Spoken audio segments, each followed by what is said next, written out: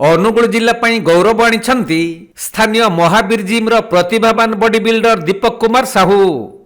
ବାଲେଶ୍ୱରଠାରେ ଆୟୋଜିତ all Odisha district open building ଚାମ୍ପିଅନସିପ୍ରେ ଦୀପକ ପ୍ରଥମ ସ୍ଥାନ ଅଧିକାର କରି ସ୍ୱର୍ଣ୍ଣ ଟ୍ରଫି ହାସଲ କରିଛନ୍ତି।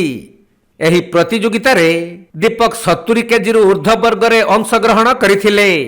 ତାଙ୍କର ଏହି ସଫଳତା ପଛରେ ଦୀର୍ଘ ଦିନର ସାଧନା ଓ ନିଷ୍ଠା ରହିଥିବା ବେଳେ ତାଙ୍କର ଏହି ସଫଳତା ପାଇଁ ଜିମ୍ର କର୍ମକର୍ତ୍ତା ସହଯୋଗୀ ଖେଳାଳି ଏବଂ ଶୁଭେଚ୍ଛୁମାନେ ସ୍ୱାଗତ କରିଛନ୍ତି। ତାଙ୍କର ଏହି ସ୍ୱର୍ଣ୍ଣ ଟ୍ରଫି ହାସଲ ଆଗାମୀ ଦିନରେ ଜିଲ୍ଲାର ଅନ୍ୟ ଯୁବ ବିଲ୍ଡର ମାନଙ୍କୁ ପ୍ରେରଣା ଯୋଗାଇବ ବୋଲି ମତ ପ୍ରକାଶ ପାଇଛି। ଆମର all Odisha district open body building championship होता ଆଉ ବହୁତ ସୁନ୍ଦର ଟପ୍ କମ୍ପିଟିସନ୍ ଥିଲା। ମୋ କାଟାଗୋରୀ ମୁଁ ଖେଳୁଥିଲି 70+ ଏଭବ୍ କାଟାଗୋରୀ ଯୋଉଟା କି ମୁଁ ଗୋଲ୍ଡ ମେଡାଲିଷ୍ଟ ହାସଲ କରିଛି। ଏଠାରେ ପାର୍ଟିସିପେଟ୍ 23 ଥିଲେ ଆଉ ବହୁତ ସୁନ୍ଦର ସୁନ୍ଦର ପିଲା ଆସିଥିଲେ, ସବୁ ରାଜ୍ୟର ପିଲା ଆସିଥିଲେ ଆଉ ସେଇ ଭିତରେ ସମସ୍ତଙ୍କୁ ବିଟ୍ କରିକି ମୁଁ ଗୋଲ୍ଡ ମେଡାଲିଷ୍ଟ ହାସଲ କରିଛି।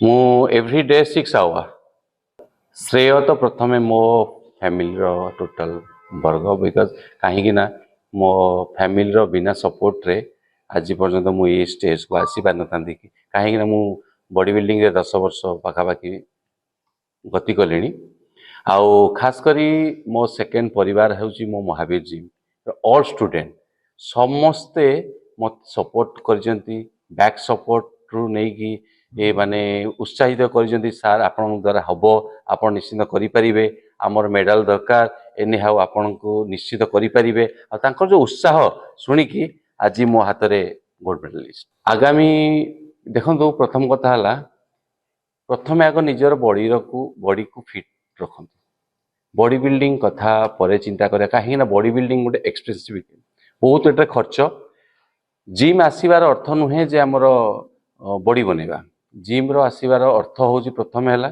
जे आमे प्रथम निजको फिट रखा आम जब फिट रहा ऑटोमेटिक आमर बॉडी ये सुधार आसो।